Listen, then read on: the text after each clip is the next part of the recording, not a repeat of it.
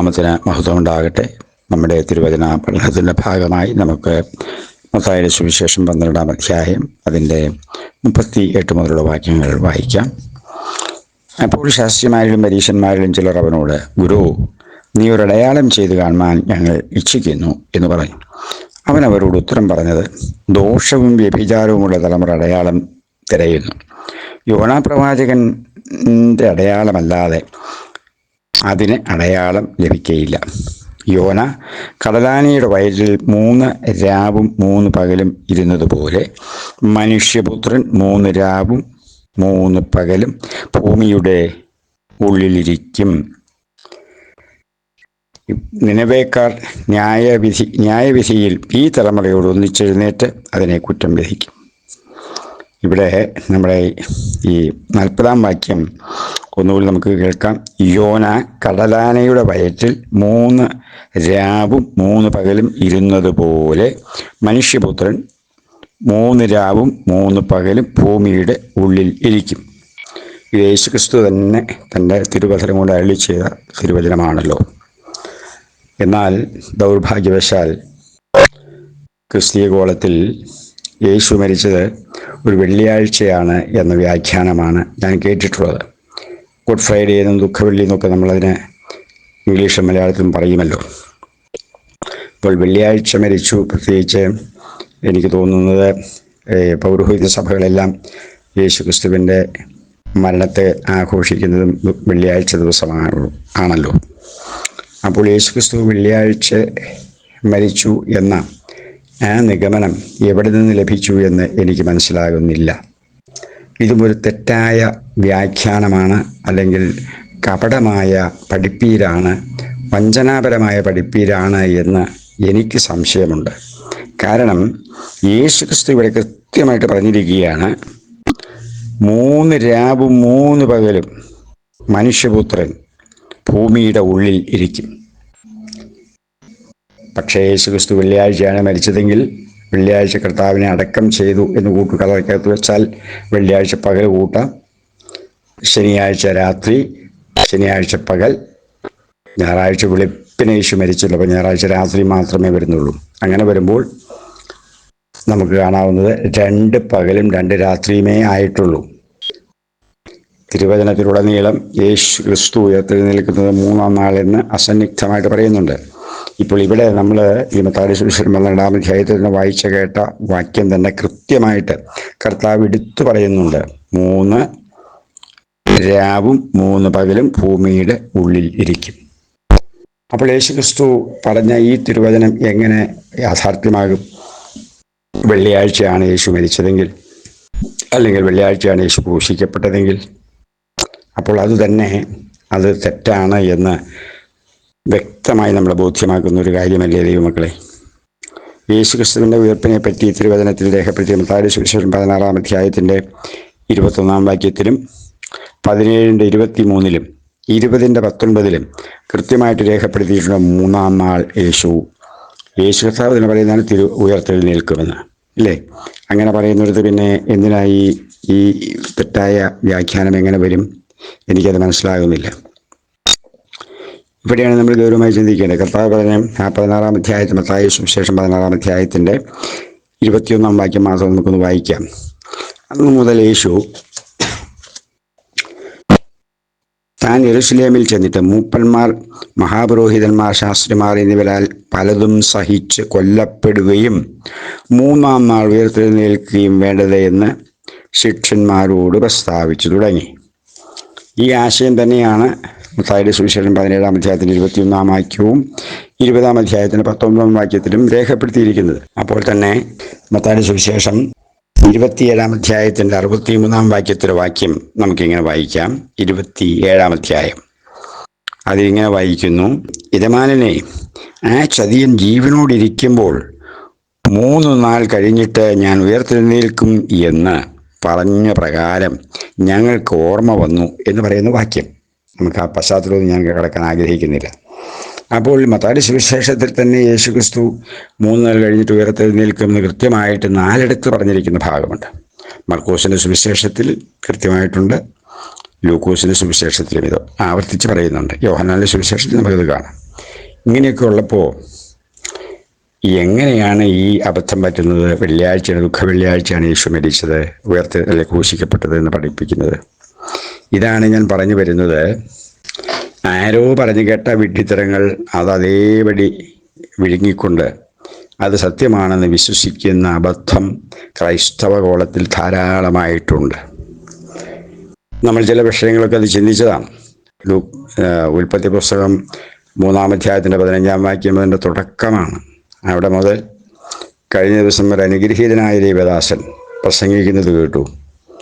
700 വർഷങ്ങൾക്ക് മുൻപ് യെശയ്യാ പ്രവാചകൻ പറഞ്ഞു കന്യഗർഭിണിയായ ഒരു മകനെ പ്രസവിക്കും എന്നത്. ആ ദൈവത്തിൻ്റെ ആലോചന അക്ഷരാർത്ഥത്തിൽ 700 വർഷം കഴിഞ്ഞപ്പോൾ കൃത്യമായിട്ട് കന്യഗർഭിണിയായ ഒരു മകനെ പ്രസവിച്ചു. അങ്ങനെ പ്രവചന നിവൃത്തിയായി എന്ന് പറയുന്നൊരു പ്രസംഗം കേൾക്കാനിടയായി. അത് കേട്ടപ്പോൾ എനിക്ക് സങ്കടം തോന്നി. അദ്ദേഹം സാമാന്യം നല്ലൊരു ആത്മീയ പക്വതയുള്ള, ആത്മീയ കാഴ്ചപ്പാടുള്ള, തിരുവചനം നന്നായി വായിക്കുകയും പഠിപ്പിക്കുകയും പ്രസംഗിക്കുകയും ചെയ്യുന്ന അനുഗ്രഹീത ദൈവദാസനാണ്. പക്ഷെ അദ്ദേഹത്തിന് പോലും ഈ അബദ്ധം തിരിച്ചറിയാൻ കഴിയുന്നില്ല. നമുക്കറിയാം, യെശയ്യാ പ്രവാചന പുസ്തകം 7-ാം അധ്യായം 14-ാം വാക്യത്തിൽ പറയുന്നത് യേശു ക്രിസ്തുവുമായ ഒരു കുലബന്ധം പോലുമില്ല. അത് അന്നത്തെ ഭരിച്ചുകൊണ്ടിരിക്കുന്ന രാജാവിന് ദൈവം കൊടുത്ത അരുളപ്പാടാണ്. ആ രാജാവ് ഒരു കന്യയെ കല്യാണം കഴിച്ച ഒരു കുഞ്ഞുണ്ടാവുമെന്നും അവൻ ഇമ്മാനുവേൽ എന്ന് പേര് വിളിക്കുമെന്നും ആ കുഞ്ഞ് നന്മതിന്മ തിരിച്ചറിയാൻ പ്രായമാകുന്നതിന് വന്നു വരെ തൈരും തേനും ഭക്ഷിക്കുകയും അങ്ങനെ പ്രായമാകുന്നതിന് മുൻപ് ഈ രാജാവിന് വെറുത്ത 2 രാജ്യങ്ങൾ ഉപേക്ഷിച്ച് പോകുമെന്നുമുള്ള കൃത്യമായ വചനമാണ് അവിടെ പരാമർശിക്കപ്പെട്ടിരിക്കുന്നത്. അത് യേശു ക്രിസ്തുവുമായിട്ട് യാതൊരു തരത്തിലും ബന്ധമില്ല. ആ കർത്താവിൻ്റെ ദാസൻ പറഞ്ഞ് എനിക്ക് ആ കർത്താവിൻ്റെ ദാസനോട് സഹതാപം തോന്നി. കാരണം അദ്ദേഹം എടുത്തു പറയുന്നുണ്ട്, 700 വർഷം മുൻപ് ദൈവം പറഞ്ഞത് ദൈവത്തിന് മറവി പറ്റുകയില്ല, അത് അതുപോലെ നിവർത്തിച്ചു എന്ന് കൂടി എടുത്തു പറയുന്നുണ്ട്. അപ്പോൾ എൻ്റെ അദ്ദേഹത്തോടുള്ളൊരു ചെറിയ സംശയം ഇതാണ്. അവിടെ പറഞ്ഞത് ഇമ്മാനുവേൽ എന്ന് ജനിക്കുന്ന കുഞ്ഞിനെ പേരിടുമെന്നാണ്. പക്ഷേ യേശുക്രിസ്തു ജനിക്കുന്നതിന് മുൻപ് തന്നെ മറിയം ഗർഭവതിയായിരിക്കുമ്പോൾ തന്നെ ഗബ്രിയേൽ ദൈവദൂതൻ മറിയത്തിന് പ്രത്യക്ഷപ്പെട്ട് പറഞ്ഞു, നിനക്ക് ജനിക്കാനിരിക്കുന്ന കുഞ്ഞിനെ യേശു എന്ന് പേരിടണം. ജോസഫിന് സ്വപ്നത്തിൽ ഗബ്രിയേൽ ദൈവദൂതൻ പ്രത്യക്ഷപ്പെട്ട് പറയുകയാണ്, ആ കുഞ്ഞിനെ യേശു എന്ന് പേരിടണം. അപ്പം ദൈവം ഇമ്മാനുവേൽ എന്ന് പേരിടണമെന്ന് പറഞ്ഞ കാര്യം മറന്നുപോയിട്ടാണോ പിന്നെ ഗബ്രിയേൽ ദൈവദൂതനെ അയച്ച് 2 പേരോടും യേശു എന്ന് പേരിടണമെന്ന് പറഞ്ഞത് എന്ന് എനിക്ക് ചോദിക്കണമെന്ന് തോന്നി. അദ്ദേഹത്തിൻ്റെ നമ്പറില്ലാത്തതുകൊണ്ട് എനിക്ക് ചോദിക്കാൻ പറ്റിയില്ല. ഇത്തരം അബദ്ധങ്ങൾ ധാരാളം നമുക്കറിയാം. ഈ വേദ പണ്ഡിതന്മാരെന്ന് ഭാവിക്കുന്ന പല കപട ഉപദേഷ്ടാക്കളും മനുഷ്യരെ ചതിക്കുന്ന അബദ്ധങ്ങൾ, അതിലൊരു ഭാഗമാണ് ഇവിടെയും കാണുന്നത്. യേശുക്രിസ്തു ക്രൂശിക്കപ്പെട്ടത് എൻ്റെ നിഗമനത്തിൽ മിക്കവാറും വ്യാഴാഴ്ചയാകാനാണ് സാധ്യത. അത് ശബത്ത് നാളിൻ്റെ ഒരുക്കനാളെന്ന് പറഞ്ഞതുകൊണ്ടാണ് ഇവർക്കൊക്കെ കൺഫ്യൂഷൻ വന്നതെന്നാണ് എനിക്ക് തോന്നുന്നത്. പക്ഷെ നമുക്ക് പഴയ നിയമത്തിൽ വായിക്കുമ്പോൾ നമുക്കറിയാം, പെസഹ തിരുനാളിന് ശേഷം പുളിപ്പില്ലാത്ത അപ്പത്തിൻ്റെ പെരുന്നാൾ, അത് അന്നൊരു ശബത്താണ്, വലിയ ശബത്താണ് എന്ന് അതിനെപ്പറ്റി പറയുന്നത്. അന്ന് സഭായോഗം കൂടണമെന്ന് ദൈവം കൽപ്പിച്ചിട്ടുണ്ട്. അത് വലിയ ശബത്ത് വെള്ളിയാഴ്ചയും ശനിയാഴ്ച സാധാരണ ശബത്തും, അങ്ങനെ 2 ശബത്തുകൾ അടുത്തു വന്നു എന്നാണ് എനിക്ക് തോന്നുന്നത്. യേശുക്രിസ്തു വ്യാഴാഴ്ച ലൂക്കോസിൻ്റെ സുവിശേഷം അനുസരിച്ചാണെങ്കിൽ 9-ാം മണി നേരം, 6-ാം മണി നേരത്തിൽ ക്രൂശിക്കപ്പെടുകയും 9-ാം മണി നേരം യേശു മരിക്കുകയും നിത്യതയിൽ ചേർക്കപ്പെടുകയും ചെയ്തു പിതാവിൻ്റെ അടുക്കലേക്ക് ചെന്നു എന്നാണ് എനിക്ക് മനസ്സിലാകുന്നത്. യോഹന്നാന്റെ സുവിശേഷത്തിൽ 3-ാം മണി നേരത്തെ യേശു മരിച്ചു എന്നാണ് മനസ്സിലാകുന്നത്. അതെനിക്ക് എൻ്റെ അവിടുത്തെ സമയത്തിൻ്റെ വ്യത്യാസം എനിക്കറിയില്ല. ഏതായാലും കൊള്ളാം, വ്യാഴാഴ്ചയാണ് യേശു മരിച്ചത് എന്ന കാര്യത്തിൽ എനിക്ക് സംശയമില്ല. കാരണം വ്യാഴാഴ്ച പകൽ യേശു ക്രിസ്തുവിൻ്റെ ശരീരം കല്ലറയിൽ, ഭൂമിക്കുള്ളിലിരുന്നു. വെള്ളിയാഴ്ച രാത്രിയും പകലും, ശനിയാഴ്ച രാത്രിയും പകലും, ഞായറാഴ്ച രാത്രിയും, അങ്ങനെ നോക്കുമ്പോൾ 3 പകലും 3 രാത്രിയും യേശുക്രിസ്തുവിൻ്റെ ശരീരം ഭൂമിക്കുള്ളിലിരുന്നു എന്നത് കൃത്യമായി നിവർത്തിക്കപ്പെടുകയും ചെയ്യും. അതുകൊണ്ടാണ് ഞായറാഴ്ച അതിവെളുപ്പിന് പകലാകുന്നതിന് മുൻപ് തന്നെ, അത് കൃത്യം അതിവെളുപ്പിന് തന്നെ യേശു ക്രിസ്തു പുനരുത്ഥാനം ചെയ്യുകയും ചെയ്തു എന്ന് വിശ്വസിക്കാൻ എല്ലാ തെളിവുകളും നമ്മുടെ മുൻപിലുണ്ട്. ഞാൻ പറഞ്ഞു വരുന്നതിൻ്റെ ചുരുക്കം ഇത്രയേ ഉള്ളൂ. വേദപഠിതാക്കൾ എന്ന് പറയുന്ന ആളുകൾ ആരോ പറഞ്ഞു കേട്ടത് വിഴുങ്ങിക്കൊണ്ട് വചനത്തിൽ കാര്യങ്ങളെ പഠിച്ച് മനസ്സിലാക്കി അന്വേഷിക്കാതെ തെറ്റായ ധാരണകൾ വെച്ച് പുലർത്തുകയും അത് മറ്റുള്ളവരെ പഠിപ്പിക്കുകയും ചെയ്യുന്ന ഭോഷത്വം. അതുകൊണ്ട് എൻ്റെ ശ്രോതാക്കളോട് എനിക്ക് വീണ്ടും വിനയത്തോടെ അപേക്ഷിക്കാനുള്ളത്, ആര് പറഞ്ഞാലും എത്ര വലിയ പുള്ളി പ്രമാണിയാണെന്ന് പറഞ്ഞ ആൾ പറഞ്ഞാലും കേൾക്കുന്നതിൽ തെറ്റില്ലെങ്കിലും അതങ്ങനെ തന്നെയാണോ എന്ന് തിരുവചനത്തിൽ പരിശോധിച്ച് ബോധ്യം വന്ന് തിരുവചന വെളിച്ചത്തിൽ സത്യമെന്ന് ബോധ്യമായാൽ മാത്രമേ അത് അംഗീകരിക്കാവൂ എന്ന് പറഞ്ഞ് ഞാൻ ഈ ഭാഗം ഇവിടെ വിടുത്തെ. തുടർന്ന് നോക്കൂ, കർത്താവ് പറയുകയാണ്, നിനവേക്കാർ ന്യായവിധിയിൽ ഈ തലമുറയോട് ഒന്നിച്ചെഴുന്നേറ്റ് അതിനെ കുറ്റം വിധിക്കും. അവർ യോനായുടെ പ്രസംഗം കേട്ട് മാനസാന്തരപ്പെട്ടുവല്ലോ. ഇതാ ഇവിടെ യോനായിലും വലിയവൻ. ആ പദം ശ്രദ്ധിക്കണമായി. ഇതാ ഇവിടെ യോനായിലും വലിയവൻ. അടുത്തത്, തെക്കേ രാജ്യ ന്യായവിധിയിൽ ഈ തലമുറയോട് ഒന്നിച്ച് ഉയർത്തെഴുന്നേറ്റ് അതിനെ കുറ്റം വിധിക്കും. അവൾ ശലോമോന്റെ ജ്ഞാനം കേൾപ്പാൻ ഭൂമിയുടെ അറുതികളിൽ നിന്ന് വന്നുവല്ലോ. ഇവിടെ ഇതാ, അടുത്ത ഈ വാക്യം ശ്രദ്ധിക്കണേ, ഇവിടെ ഇതാ ശലോമോനിലും വലിയവൻ. ശ്രദ്ധിക്കൂ, ഇവിടെ യേശുക്രിസ്തു രണ്ടുപേരുടെ പേര് പറയുന്നുണ്ട്. യേശുക്രിസ്തു തന്നെപ്പറ്റി തന്നെ സാക്ഷ്യം പറയുകയാണ്, താൻ യോനായേക്കാൾ വലിയവനാണ്. വീണ്ടും യേശു ആവർത്തിച്ച് പറയുകയാണ്, താൻ ശലോമോനേക്കാളും വലിയവനാണ് എന്ന് പറഞ്ഞാൽ അവരേക്കാൾ വലിയവനാണെന്നത് സത്യമാണ്. സ്നാപകനാൻ പറഞ്ഞില്ലേ, അവൻ കുനിഞ്ഞൻ്റെ അവൻ്റെ ചെരുപ്പിൻ്റെ വാറഴിപ്പാൻ ഞാൻ യോഗ്യനല്ലെന്ന് പറയുന്ന മാതിരി. അത്ര ശ്രേഷ്ഠനായ വ്യക്തിയാണ് യേശുക്രിസ്തു. യേശുക്രിസ്തു തന്നെ പറ്റി പറയുന്ന യോഹന്നാന്റെ സുവിശേഷം നമുക്കറിയാമല്ലോ, ഞാൻ അബ്രാഹാമിന് മുൻപുണ്ട്. അങ്ങനെ യേശുക്രിസ്തുവിൻ്റെ സാക്ഷ്യം നോക്കുമ്പോൾ നമുക്ക് മനസ്സിലാകുന്നത്, യേശുക്രിസ്തു ഈ ഭൂമിയിൽ പിറന്നിട്ടുള്ള മനുഷ്യരിൽ വെച്ചിട്ട് ഏറ്റവും ഉത്കൃഷ്ടനായ മഹോന്നതനായ മഹാവ്യക്തി തന്നെയാണ്, ഒരു സംശയവുമില്ല. പക്ഷെ ദൈവമാണ് എന്ന് പറയുന്നതും പഠിപ്പിക്കുന്നതും വചന വിരുദ്ധമാണ്, പൈശാചികമാണ്, കൾട്ടാണ്, ദുരുപദേശമാണ്. കാരണം അതിന് വ്യക്തവും സ്പഷ്ടവുമായ തെളിവില്ല എന്നത് തന്നെയാണ് എൻ്റെ കാരണം. അവിടെ എവിടെയും ചില വാക്യങ്ങളിലും അല്പശകലം എടുത്ത് അതങ്ങനെയാണെന്ന് വ്യാഖ്യാനിക്കുന്നതിനേക്കാൾ പ്രകടവും പ്രത്യക്ഷവുമായ തെളിവുകൾ യേശു ദൈവമാണെന്നുള്ളതിന് ഇല്ല എന്നതാണ് പരമാർത്ഥം.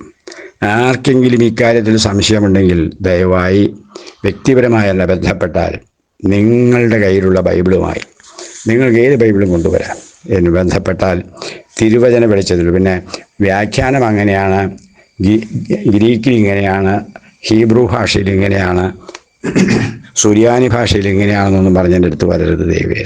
അങ്ങനെയുള്ള ആരും വരികയും വേണ്ട. തിരുവചനത്തിൽ ഇന്ന വാക്യം പ്രകാരം യേശു ദൈവമാണ് എന്ന് തെളിയിക്കാൻ കഴിയുന്ന ആർക്കെങ്കിലും ഏതെങ്കിലും തെളിവുകളുണ്ടെങ്കിൽ തെളിവുകളുമായി വന്നാൽ തിരുവചന വെളിച്ചത്തിൽ തന്നെ യേശു ദൈവമല്ല എന്ന് നിരവധി തെളിവുകളിലൂടെ ബോധ്യമാക്കി തരാൻ ദൈവത്തിൻ്റെ കൃപയാൽ എനിക്ക് കഴിയുമെന്ന് ഞാൻ പൂർണ്ണമായി വിശ്വസിക്കുന്നു. തുറന്ന മനസ്സോടെ വരാൻ, തർക്കിക്കാനും വാദിക്കാനും വേണ്ടി വരുന്നവരാലും ദയവായി എൻ്റെ സമയം കളയരുത്. ആർക്കെങ്കിലും സത്യമറിയണമെന്നും സത്യത്വാലുള്ള സ്വാതന്ത്ര്യം അനുഭവിക്കണമെന്നും താല്പര്യമുണ്ടെങ്കിൽ, ഹൃദയപൂർവ്വം വാഞ്ചിക്കുന്നുണ്ടെങ്കിൽ ദയവായി ബന്ധപ്പെടാം. നമുക്കതിനെ കാര്യങ്ങളെ ക്രമീകരിക്കാവുന്നതേ ഉള്ളൂ. താല്പര്യമുണ്ടെങ്കിൽ മാത്രം മതി. തർക്കത്തിന് ഞാനില്ല, വാദത്തിന് ഞാനില്ല. അതൊക്കെ നമ്മുടെ സമയം കളയുന്ന അന്യായമായ പണികളാണ്. തുടർന്ന് കർത്താവ് പറയുകയാണ്, അശുദ്ധാത്മാവ് ഒരു മനുഷ്യനെ ഇവിടെ പുറപ്പെട്ട ശേഷം നീരില്ലാത്ത സ്ഥലങ്ങളിൽ കൂടി തണുപ്പന്വേഷിച്ചുകൊണ്ട് സഞ്ചരിക്കുന്നു, കണ്ടെത്തുന്നില്ല താനും. താൻ പുറപ്പെട്ടു പോകുന്ന തന്നെ വീട്ടിലേക്ക് മടങ്ങിച്ചെല്ലും എന്ന് അവൻ പറയുന്നു. ഉടനെ വന്ന് അത് ഒഴിഞ്ഞതും അടിച്ചുവാരി അലങ്കരിച്ചതുമായി കാണുന്നു. പിന്നെ അവൻ പുറപ്പെട്ട് തന്നിലും ദുഷ്ടതയേറിയ വേറെ 7 ആത്മാക്കളെ കൂട്ടിക്കൊണ്ടുവരുന്നു. അവരും അവിടെ കയറി പാർക്കുന്നു. ആ മനുഷ്യൻ്റെ പിന്നത്തെ സ്ഥിതി മുമ്പിലത്തേതിലും വല്ലാതെയാകും. ഈ ദുഷ്ടതലമുറയ്ക്കും അങ്ങനെ ഭവിക്കും. യേശു ക്രിസ്തു പറഞ്ഞ ഈ ഭാഗം എനിക്കത്ര കൃത്യമായിട്ട് മനസ്സിലായിട്ടില്ല. വാക്യങ്ങളൊക്കെ മനസ്സിലാകുന്നുണ്ടെങ്കിലും അത് എന്തർത്ഥത്തിലാണ് എന്ന് മനസ്സിലാകുന്നില്ല. എനിക്ക് തോന്നുന്നത് ഇങ്ങനെയാണ്. ഏതെങ്കിലും ഒരു വ്യക്തിയിൽ, ഇപ്പം ഗദരദേശത്ത് ഭൂതഗ്രസ്തനായ ഒരു മനുഷ്യൻ്റെ ചരിത്രം നമുക്ക് തിരുവചനത്തിലുണ്ടല്ലോ. എങ്ങനെ ഒരു വ്യക്തിയിൽ നിന്ന് ഭൂതത്തെ പുറത്താക്കിയാൽ ഭൂതം കുറേ നേരം വിലഞ്ഞു തിരിഞ്ഞ് നടന്ന ശേഷം വീണ്ടും വരുമ്പോൾ വീടൊഴിഞ്ഞ് അലങ്കരിച്ച് മനോഹരമായിരിക്കുന്നത് കാണുമ്പോൾ താൻ ചെന്നിട്ട് മറ്റ് തന്നെക്കോൾ ദുഷ്ടതയേറിയ 7 പേരെ കൂട്ടിക്കൊണ്ട് വന്ന് അങ്ങനെ 8 പേരും കൂടി ഈ മനുഷ്യൻ്റെ അകത്ത് കയറി കുടികൊള്ളുമ്പോൾ ആ മനുഷ്യൻ്റെ ഇപ്പോഴത്തെ അവസ്ഥ ആദ്യത്തേതിലും മോശമായിരിക്കും എന്നുള്ള അർത്ഥത്തിലാണ് കർത്താവ് പറഞ്ഞിരിക്കുന്നതെങ്കിൽ എന്താണ് എൻ്റെ പശ്ചാത്തലം എന്ന് മനസ്സിലാകുന്നില്ല. എനിക്ക് തോന്നുന്നത് പിശാചബാധ ഒഴിവായൊരു വ്യക്തി യേശുക്രിസ്തുവിനെ ശരിയായി ഉൾക്കൊണ്ടുകൊണ്ട് പരിശുദ്ധാത്മ നിറവിൽ വിശുദ്ധ ജീവിതം നയിച്ചില്ലെങ്കിൽ അവൻ്റെ അവസ്ഥ പലതിലും മോശമാകാൻ സാധ്യതയുണ്ട് എന്ന സൂചന തരുന്നതാണ് എന്നാണ് തോന്നുന്നത്. എന്നാലും ഈ ഭാഗം എനിക്ക് തന്നെ അത്ര കൃത്യതയോടെ വിശദീകരിക്കാൻ കഴിയാത്തൊരു ഭാഗമായതുകൊണ്ട് ഞാൻ ഈ ഭാഗം ഇവിടെ വിടുകയാണ്. അടുത്ത് നമുക്ക് അതിൻ്റെ 46-ാം വാക്യം വായിക്കുമ്പോൾ, അവൻ പുരുഷാരത്തോട് സംസാരിച്ചു കൊണ്ടിരിക്കുകയിൽ അവൻ്റെ അമ്മയും സഹോദരന്മാരും അവനോട് സംസാരിപ്പാൻ ആഗ്രഹിച്ചു പുറത്തു നിന്നു. ഒരുത്തൻ അവനോട്, നിന്റെ അമ്മയും സഹോദരന്മാരും നിന്നോട് സംസാരിപ്പാൻ ആഗ്രഹിച്ച് പുറത്തു നിൽക്കുന്നു എന്ന് പറഞ്ഞു. അത് പറഞ്ഞവനോട് അവൻ, എൻ്റെ അമ്മയാർ, എൻ്റെ സഹോദരന്മാർ ആർ എന്ന് ചോദിച്ചു. ശിഷ്യന്മാരുടെ നേരെ കൈനീട്ടി, ഇതാ എൻ്റെ അമ്മയും എൻ്റെ സഹോദരന്മാരും. സ്വർഗസ്ഥനായ എൻ്റെ പിതാവിൻ്റെ ഇഷ്ടം ചെയ്യുന്നവൻ എൻ്റെ സഹോദരനും സഹോദരിയും അമ്മയുമാകുന്നു എന്ന് പറഞ്ഞു. പല പൗരോഹിത്യ ക്രൈസ്തവ സഭകളിലും യേശുക്രിസ്തുവിൻ്റെ അമ്മയായ മറിയ നിത്യകന്യകയാണ് എന്ന് പഠിപ്പിക്കുകയും ആഘോഷിക്കുകയും ചെയ്ത ചരിത്രം നമുക്കറിയാമല്ലോ. എന്നാൽ അത് എത്ര ദുർബലമായ വാദഗതിയാണ് എന്ന് തിരുവചനത്തിലൂടെ ചിന്തിക്കുന്നവർക്ക് മനസ്സിലാക്കാൻ കഴിയും. ബൈബിൾ ഒരു പ്രാവശ്യമെങ്കിലും വായിച്ചിട്ടുള്ളവർക്ക് യേശുവിൻ്റെ അമ്മ മറിയ ഏറ്റവും കുറഞ്ഞത് 7 മക്കളെയെങ്കിലും പ്രസവിച്ചിരുന്നു എന്ന് പൂർണ്ണമായി ബോധ്യപ്പെടും. മത്തായിയുടെ സുവിശേഷം 12-ാം അധ്യായം 47 മുതൽ 50 വരെയുള്ള വാക്യം, അതിൻ്റെ 13-ാം അധ്യായത്തിൻ്റെ 54 മുതൽ 56 വരെയുള്ള വാക്യം, മർക്കോസ് 3-ന്റെ 31 മുതൽ 35 വരെയും 6-ാം അധ്യായത്തിൻ്റെ 2-3 വാക്യങ്ങളും, ലൂക്കോസിൻ്റെ സുവിശേഷം 8-ാം അധ്യായം 19 മുതൽ 21 വരെയുള്ള വാക്യങ്ങളും, ലൂക്കോസിൻ്റെ സുവിശേഷം 11-ാം അധ്യായത്തിൻ്റെ 27-28 വാക്യങ്ങളും വായിച്ചാൽ 2 കാര്യങ്ങൾ സ്പഷ്ടമാകും. ഇവിടെ നമ്മൾ വായിച്ച വാക്യത്തിൽ യേശു ചോദിക്കുന്നു, എൻ്റെ അമ്മയാർ, എൻ്റെ സഹോദരന്മാർ ആർ? ഏതെങ്കിലും ഒരു മകൻ സ്വന്തം അമ്മയുടെ കേൾക്കെ ആരെൻ്റെ അമ്മ എന്ന് ചോദിക്കുമോ? അമ്മയെ പരിഹസിക്കുന്ന മകനാണോ യേശു? യേശു ഒരിക്കലെങ്കിലും മറിയത്തെ അമ്മ എന്ന് വിളിച്ചതായിട്ട് തിരുവചനത്തിൽ നമ്മൾ കാണുന്നില്ല. മകളെ എന്ന രക്തസ്രാവക്കാരിയെയും മറിയെ എന്ന മഗ്ദലക്കാരത്തി മറിയെയും വിളിച്ചതായി കാണാം. പൊതുവിൽ സ്ത്രീ എന്നാണ് കർത്താവ് സംബോധന ചെയ്തിരിക്കുന്നത് മുഴുവൻ. ഭാവി കാലത്ത് തൻ്റെ അമ്മയ്ക്ക് തന്നേക്കാൾ പ്രാധാന്യം കൊടുക്കുന്ന പൈശാചിക ഉപദേശം വരുമെന്നറിഞ്ഞിരുന്നത് കൊണ്ടാണ് മറിയത്തിന് പ്രത്യേക പ്രാധാന്യമൊന്നും കൊടുക്കാതെ കർത്താവ് വളരെ ശ്രദ്ധിച്ചത്. ചുരുങ്ങി പറഞ്ഞാൽ നമ്മൾ കൊന്ത ചെല്ലുമ്പോൾ 53 പ്രാവശ്യം മറിയത്തെ സ്തുതിക്കുമ്പോൾ ദൈവത്തെ 6 പ്രാവശ്യമേ വിളിക്കുന്നുള്ളല്ലോ. മാതാവിൻ്റെ ലുത്തിനിയ കേട്ടാൽ, മാതാവിൻ്റെ വിശേഷങ്ങൾ കേട്ട് മാതാവ് പോലും ലജ്ജിക്കുന്നുണ്ടാവും, അത്ര ഭയങ്കരമാണ്. തിരുഹൃദയത്തിൻ്റെ വിശേഷത്തിന് പോലും ഇല്ലാത്തത്ര ക്വാളിഫിക്കേഷൻസാണ് മാതാവിൻ്റെ ലുത്തിനിയയിൽ കൊടുത്തിരിക്കുന്നത്. ലൂക്കോസ് 11-ന്റെ 27-28 നിൻ്റെ അമ്മ 27-28 നിൻ്റെ അമ്മ ഭാഗ്യവതി എന്ന് സൂചിപ്പിച്ചപ്പോൾ കർത്താവ് പറഞ്ഞ മറുപടി എന്തുവാ? ദയവായി ഒന്ന് വായിച്ച് ധ്യാനിക്കൂ. യേശു കർത്താവ് തന്നെപ്പറ്റി പറയുന്ന സാക്ഷ്യം നമുക്കറിയാമല്ലോ. യോഹന്നാന്റെ സുവിശേഷം 8-ാം അധ്യായം 58 കാണാമല്ലോ. ഇവിടെ മർക്കോസിൻ്റെ സുവിശേഷം 6-ാം അധ്യായത്തിൻ്റെ 3 ഇവൻ മറിയയുടെ മകനും യാക്കോബ്, യോസെ, യൂദാ, ശീമോൻ എന്നിവരുടെ സഹോദരനുമായ തച്ചനല്ലയോ ഇവൻ്റെ സഹോദരികളും ഇവിടെ നമ്മോടുകൂടെ ഇല്ലയോ എന്ന് ജനം പറയുന്നതിൽ നിന്നും യേശു ഉൾപ്പെടെ ഏറ്റവും ചുരുങ്ങിയത് 7 മക്കളെങ്കിലും മറിയത്തിനുണ്ടായിരുന്നു എന്ന് വ്യക്തമാണ്. സഹോദരിമാരും എന്ന ബഹുവചന പ്രയോഗത്തിൽ നിന്നും ഏറ്റവും ചുരുങ്ങിയത് 2 സഹോദരിമാരും, അതായത് മറിയം പ്രസവിച്ച ഉണ്ടായിരുന്നു എന്ന് സ്പഷ്ടമാണ്. അക്കാലത്ത് നമുക്കറിയാം എല്ലാ വീടുകളിലും 10ഉം 15ഉം കുട്ടികൾ വീതം ഉണ്ടാകാറുണ്ട്. അങ്ങനെയെങ്കിൽ ജോസഫിൻ്റെ വീട്ടിലും മറിയത്തിൻ്റെ വീട്ടിലും സഹോദരന്മാർ ഏറ്റവും ചുരുങ്ങിയത് 2 ഭവനത്തിലേതും കൂടി 20 പേരെങ്കിലും കാണുമല്ലോ. ഓരോരുത്തർക്കും അതായത് ഈ 20 പേർക്ക് ഓരോരുത്തർക്കും 10 കുട്ടികൾ വീതം ശരാശരി കണക്ക് കൂട്ടിയാൽ യേശുവിന് ഫസ്റ്റ് കസിൻസ് ആയിട്ട് തന്നെ ഏകദേശം 200 പേരെങ്കിലും കാണേണ്ടതല്ലേ. അപ്പോൾ പിന്നെ 4 പേരുടെ പേര് മാത്രം എടുത്തു പറയുന്നത് എന്തുകൊണ്ടാണ്? അവർ സാക്ഷാൽ യേശു ക്രിസ്തുവിൻ്റെ സഹോദരന്മാരായതുകൊണ്ടാണ്. മറിയ പ്രസവിച്ച ജോസഫിൻ്റെ മക്കളായതുകൊണ്ടാണ്.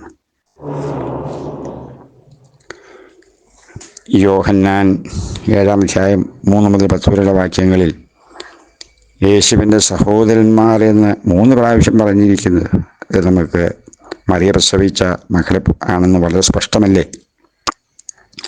സങ്കീർത്തനം 69-8 വാക്യത്തിലും യേശു സഹോദരന്മാരെ പറ്റിയുള്ള പ്രവചനദൂത് നമുക്ക് കാണാൻ കഴിയുമല്ലോ. ഏതായാലും ഈ ചിന്തകളെ സഹോദരന്മാരുണ്ടായിരുന്നതിന് ബലപ്പെടുത്തുന്ന തിരുവചനത്തിൽ രേഖപ്പെടുത്താത്ത ഒരു നിഗമനം കൂടി ശ്രദ്ധിക്കാം. അതെൻ്റെ ഒരു ഊഹമാണ് കേട്ടോ. തിരുവചനത്തിൽ അതിന് തെളിവൊന്നുമില്ല, ഇത് അംഗീകരിക്കണമെന്നുമില്ല. എങ്കിലൊരു സാധ്യത ഉള്ളത് കൊണ്ടാണ് ഞാനിവിടെ സൂചിപ്പിക്കുന്നത്. ലൂക്കോസിൻ്റെ സുവിശേഷം 2-ാം അധ്യായത്തിലെ 41 മുതൽ 50 വരെയുള്ള വാക്യങ്ങളിൽ യേശുവിന് 12 വയസ്സുള്ളപ്പോൾ യെരുശലേമിന് പോയിട്ട് മടങ്ങി വരുമ്പോൾ മാതാപിതാക്കളുടെ കൂടെ യേശു ഇല്ലായിരുന്നു. യേശു എന്ന ഏക മകൻ മാത്രമേ തങ്ങൾക്കുണ്ടായിരുന്നുള്ളൂ എങ്കിൽ ഒരിക്കലും യേശുവിനെ കൂടാതെ അവർ പോരുമായിരുന്നില്ല. ഉറപ്പ് അല്ലേ? നമുക്ക് ചിന്തിക്കാവുന്ന കാര്യമേ. തനിക്ക് 12 വയസ്സുണ്ടായിരുന്നതുകൊണ്ട് ഒരു വശത്ത്, അതിനാൽ ഈ സമയത്ത് മറിയയ്ക്ക് മിക്കവാറും ഒരു 4 മക്കളെങ്കിലും ജനിച്ചിരിക്കാൻ സാധ്യതയുണ്ട്. ചെറിയ കുഞ്ഞുങ്ങൾക്ക് കൂടുതൽ ശ്രദ്ധ കൊടുക്കേണ്ടിയിരുന്നത് കൊണ്ട് ആകണം യേശുവിൻ്റെ 12 വയസ്സുണ്ടായിരുന്നതുകൊണ്ടും തങ്ങളുടെ കൂടെ തന്നെ വരണമെന്നവർ നിർബന്ധിച്ച് കാണുകയില്ല. ഇതൊരു നിഗമനമാണ്, ഒരു ഊഹമാണ്. വചനത്തിൽ ഇതിന് പ്രത്യേകിച്ച് വിശദീകരണങ്ങളൊന്നുമില്ല. ഇപ്പോൾ മത്തായിയുടെ സുവിശേഷം 1-ാം അധ്യായത്തിൻ്റെ 25-ാം വാക്യത്തിൽ കൃത്യമായിട്ട് എഴുതിയിരിക്കുന്നു, മകനെ പ്രസവിക്കും വരെ അവൻ അവളെ പരിഗ്രഹിച്ചില്ല എന്നതിൻ്റെ സാമാന്യാർത്ഥം എന്തുവാ? യേശു ജനിച്ച ശേഷം ദമ്പതിമാർ ദാമ്പത്യത്തിൽ ഏർപ്പെട്ടിരുന്നു എന്നും ആദ്യത്തെ പ്രസവത്തിന് ശേഷം മറിയ കന്യകയല്ലെന്നും വളരെ സ്പഷ്ടമല്ലേ? വളരെ സാമാന്യബോധമുള്ള ആർക്കും മനസ്സിലായില്ലേ? യേശുവിൻ്റെ ജനനം വരെ മറിയ കന്യകയായിരുന്നു, അത് സംശയമൊന്നുമില്ല.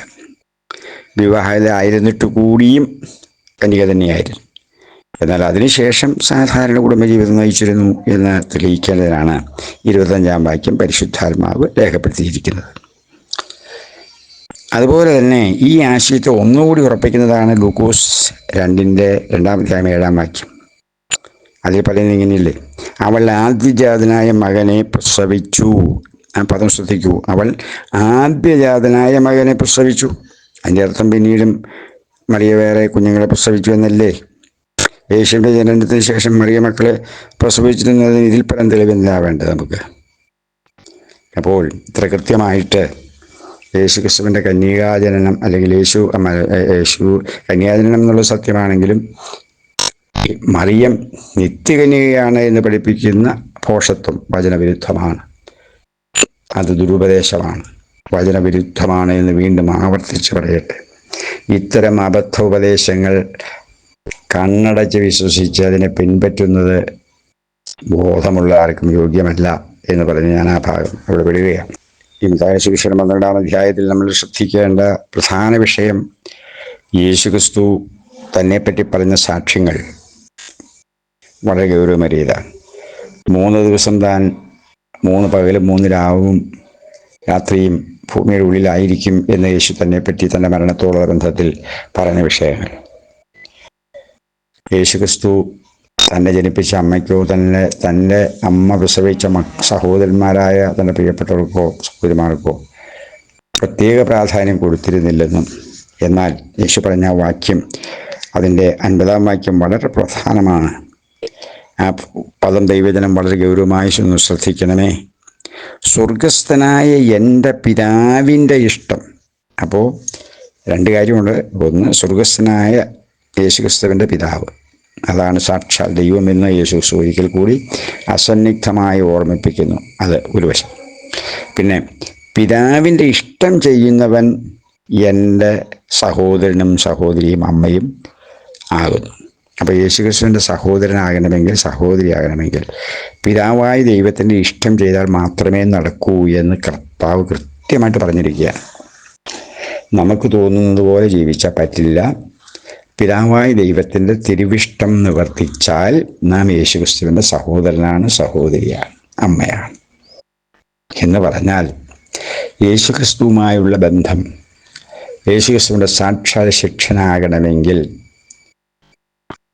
യേശുക്രിസ്തുവുമായുള്ള ഗാഢബന്ധം നമുക്കുണ്ടാകണമെങ്കിൽ സ്വർഗസ്ഥനായ പിതാവായ ദൈവത്തിൻ്റെ തിരുവിഷ്ടം നിവർത്തിക്കുന്നവരായി ജീവിക്കണമെന്ന് യേശുക്രിസ്തു നമ്മെ ശക്തമായി പ്രബോധിപ്പിക്കുകയാണ്. ദൈവജനമേ, ഒത്തിരി വാചാലമായ വാക്കുകളില്ലെങ്കിലും സിമ്പിളായിട്ടുള്ള ഈ വാക്യത്തിലൂടെ കർത്താവ് നമുക്ക് നൽകുന്ന അരുളപ്പാട് വളരെ ഗൗരവമായി കാണണമേ എന്ന് പറഞ്ഞ് ഈ ഭാഗം ഞാനിവിടെ പിടിക്കുകയാണ്. നമുക്ക് അടുത്ത ഭാഗം അടുത്ത ദിവസം ചിന്തിക്കാൻ കർത്താവ് ഇടയാക്കട്ടെ എന്ന് പറഞ്ഞ് ഇവിടെ ഉപസംഹരിക്കുന്നു. ദൈവം ഏവരെയും അനുഗ്രഹിക്കട്ടെ. ആമേൻ, ആമേൻ, ആമേൻ.